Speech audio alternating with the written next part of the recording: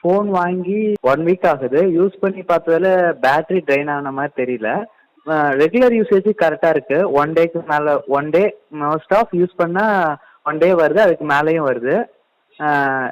என்னன்னா heavy usage போடக்குள்ள மட்டும் net வச்சு கேம் விளையாண்டுருந்தா ஒரு 3 to 4 ஹவர்ஸ் வருது.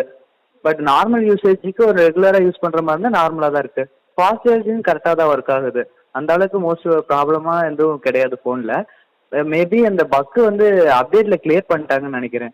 ஃபர்ஸ்ட் வாங்கினவங்கிட்ட அப்படிதான் ப்ராப்ளம் இருக்கிறதா சொன்னாங்க. பட் இப்போ நான் வாங்கினதுக்கு அப்புறம் அந்த மாதிரி எந்த ப்ராப்ளமும் வரல 1 வீக்கா யூஸ் பண்ண வரைக்கும். சூப்பர் மாப்பிள்ள, என்ன ஸ்கிரிப்ட் எழுதி படிச்சிட்டியா? இல்லையே.